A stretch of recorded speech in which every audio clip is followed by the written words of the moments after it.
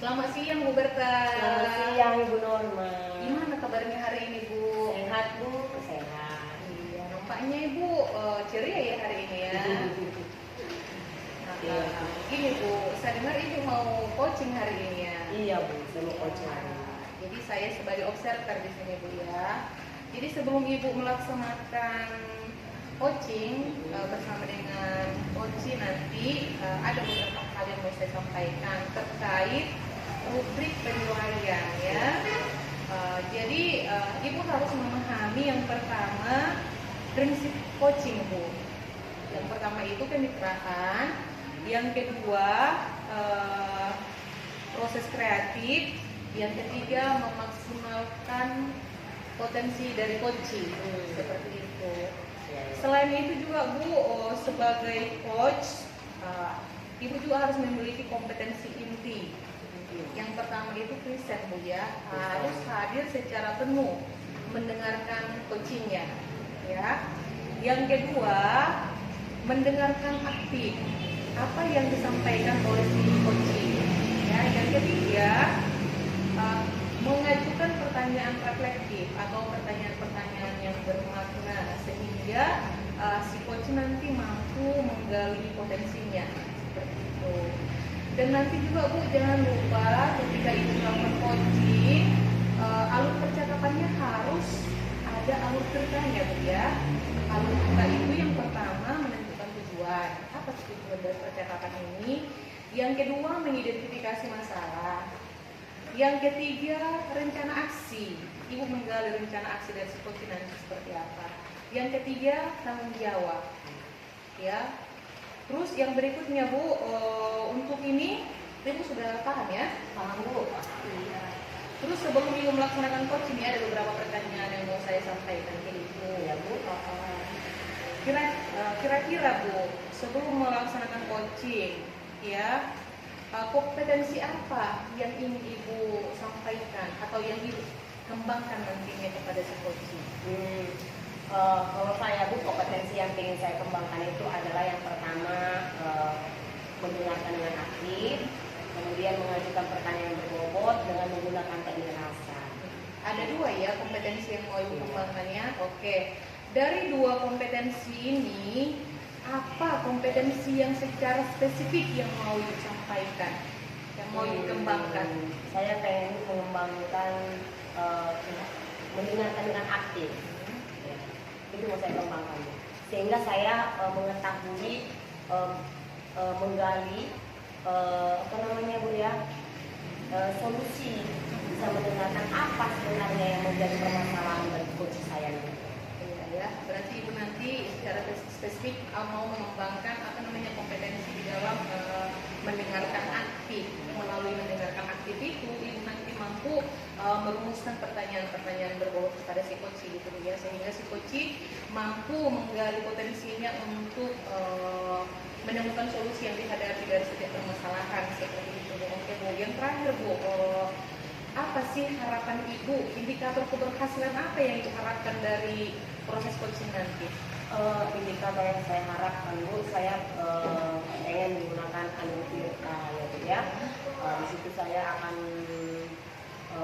menggunakan tujuan dari pembicaraan kami ini, percakapan kami nanti, kemudian identifikasi daripada masalah, kemudian apa rencananya ke depan, kemudian tanggung jawab daripada rencana yang sudah akan dilakukan tadi. Begitu ya. Itu indikator keberhasilan yang diharapkan ya. Ibu berharap nanti proses coachingnya sesuai dengan alur cerita seperti itu, dan si coach juga mampu menemukan solusi dari setiap permasalahan yang dihadapi. Oke baik Bu, saya berharap proses coachingnya Ibu berhasil ya, berjalan dengan baik. Oke, selama melaksanakan coaching Bu ya bersama dengan coachingnya. Iya, sama-sama. Terima kasih Bu Norma. Halo Bu Berta. Halo Bu Santi. Ibu, ada waktu Ibu Bu hari ini Bu? Ada Bu? Ada, boleh. Ada yang mau saya curhatkan sama Ibu. Bisa Bu? Bisa Bu Santi, bisa. Kira-kira apa tujuan dari percakapan kita nanti? Ini Bu, saya kan ingin diskusi kita hari ini itu bisa bisa mendapatkan solusi Bu dari permasalahan saya yang saya hadapi di kelas Bu. Iya. Jadi kalau di kelas kan Bu pada saat kegiatan pembelajaran itu saya lihat murid-murid itu kayak tidak berminat Bu, tidak berminat, mungkin merasa bosan atau jenuh dengan kegiatan pembelajaran yang saya lakukan. Bahkan mau beberapa siswa itu tertidur Bu pada saat pembelajaran itu. Bagaimana itu Bu? Oh begitu ya Bu Santi ya. Tadi Bu bilang anak-anak itu bosan, jenuh, bahkan juga tidak berminat ya, Iya, sehingga betul. mereka juga sering tidur di kelas ya Bu ya. Menurut Ibu apa yang menyebabkan siswa yang seperti Ibu jelaskan tadi seperti itu? Kalau menurut saya kan Bu, mungkin siswa itu merasa jenuh ya Bu ya, merasa bosan mungkin dengan gaya pembelajaran yang saya berikan di kelas Bu. Karena memang saya akui kan Bu, kalau saya masih melakukan model pembelajaran yang masih konvensional Bu, seperti ceramah. Jadi mungkin itulah yang membuat mereka merasa tidak berminat dengan pembelajaran yang saya lakukan. Berarti yang menyebabkan minat anak itu rendah ternyata Ibu tadi bilang karena Ibu masih menggunakan metode pembelajaran yang konvensional atau model ceramah ya Bu ya, sehingga anak-anak itu bosan, jenuh gitu ya Bu Santi ya. Menurut Ibu dari pengamatan Ibu lah gitu ya, kira-kira anak itu berada di level berapa? Kalau menurut saya Bu, masih di level rendah Bu, kalau minat belajarnya masih di level 5 Bu. Rendah ya Bu ya, masih di level 5 gitu ya. Dari level 5 itu Ibu berharap anak-anak itu di level berapa? Kalau saya sih Bu, berharap anak itu ada di level 8 Bu. Ya, jadi adalah perubahan Bu ya dari level 5 ke level 8 walaupun masih dalam skala sedang. Ibu pengen anak-anak itu berada di level 8 ya. Apa rencana Ibu untuk mencapai tujuan itu? Kalau rencana kan Bu, memang saya sudah mulai memikirkan. Mungkin karena gaya pembelajaran yang saya lakukan itu masih konvensional, mungkin saya akan mencoba menggunakan metode pembelajaran yang lebih bervariasi kan. Contohnya dengan melakukan diskusi atau dengan melakukan ada melakukan ice breaking. Kemudian juga Bu, saya melihat memang yang paling saya butuhkan juga itu mengubah bentuk media pembelajaran saya. Jadi saya juga harus belajar membuat media pembelajaran yang berbasis LPG. Tadi Ibu sampaikan Ibu pengen nih ada diskusi ya kan, dibuat dalam pembelajaran Ibu, kemudian ada ice breaking ya kan, kemudian Ibu pengen juga menggunakan media pembelajaran seperti IT gitu ya. Nah, dari yang ketiga Ibu sampaikan ini kira-kira mana ya yang lebih spesifik yang akan mau Ibu lakukan?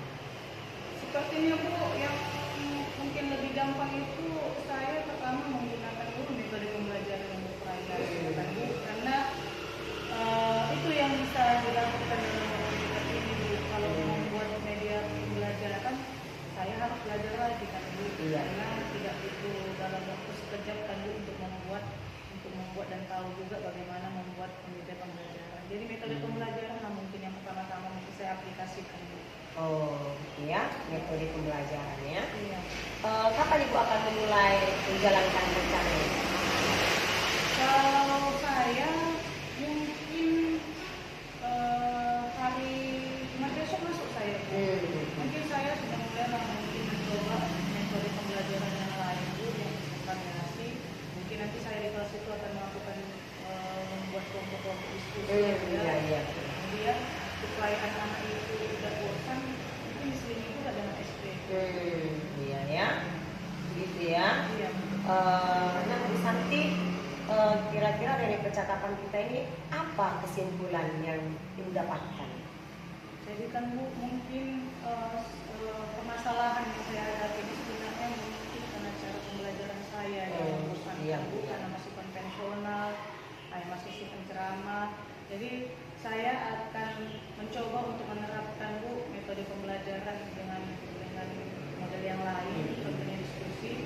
Satu lagi saya juga akan coba belajar bagaimana membuat SPK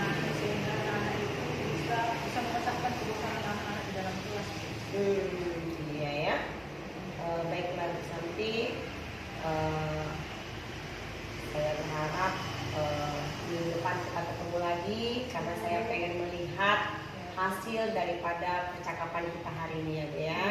Semoga lancar ya Bu Santi ya. Terima kasih ya Bu ya sudah menemani saya untuk berdiskusi Bu. Sama-sama Bu Santi. Terima kasih ya. Sama-sama Bu. Selamat siang Bu Berta. Selamat siang Ibu Norma. Wow, luar biasa Bu ya, udah selesai proses coachingnya Bu ya. Iya, sudah Bu. Iya, tadi saya sudah menyaksikannya dan mengamati Ibu dalam proses coaching. Dan saya lihat secara keseluruhan sih sudah menggunakan alur cerita ya. Namun Bu, ada beberapa hal yang mau saya tanyakan. Sebelumnya saya sudah menanyakan indikator keberhasilan Ibu ya di awal tadi sebelum coaching. Nah, untuk mencapai indikator keberhasilan itu Bu, apa saja tadi yang sudah Ibu lakukan terkait itu? Tadi Bu, saya melakukan percakapan dengan coach saya. Yang sudah saya lakukan adalah saya sudah menerapkan prinsip coaching Bu, di mana kemitraan ya Bu ya. Saat ngobrol kami tidak ada perbedaan, kami strata ya Bu ya. Kemudian juga saya sudah meningkatkan prinsip kreatif Bu sebagai sehingga coaching bisa mengeluarkan ide-ide ataupun solusi terkait masalah yang dihadapinya. Kemudian Bu, saya juga sudah melakukan indikator ya Bu ya, melalui alur tirta Bu, di mana dalam percakapan kami itu saya sudah menanyakan apa tujuan dari percakapan kami, kemudian mengidentifikasinya, kemudian rencananya ke depan dan tanggung jawab. Dan saya juga Bu sudah melakukan presence, hadir penuh, mendengarkan dengan aktif dan mengajukan pertanyaan yang berbobot sesuai dengan teknik rasa Bu. Begitu. Iya, tadi juga saya sudah mengamati Ibu dalam proses coaching dan saya melihat bahwa Ibu sudah melaksanakan proses coaching itu dengan alur cerita, ya, sudah melaksanakan prinsip coaching, ya, sudah hadir penuh, sudah ada kemitraan seperti itu, tidak ada gap ya Bu ya. Terus Bu, ada lagi nih satu lagi pertanyaan saya. Ya Bu, Dari kompetensi itu semua atau indikator itu semua, hal apa yang mau Ibu kembangkan di dalam proses coaching ke depannya? yang pengen saya kembangkan Bu itu nanti mungkin kehadiran penuh Bu ya. Mungkin saya ketika mendengarkan coach saya, mungkin saya masih ada mendengar yang kurang jelas. Jadi untuk kedepannya Bu, saya pengen mengembangkan itu Bu, kehadiran penuh. Kemudian juga saya mau menggunakan teknik stop Bu ya. Jadi dengan melalui teknik stop ini kan Bu, jadi ada rasa tenang, rileks, sehingga coach saya itu bisa menceritakan apa yang menjadi permasalahannya. Jadi dia tenang dulu kan Bu. Jadi dia sehingga ide-ide yang ada dalam diri dia itu dia bisa gali seperti itu.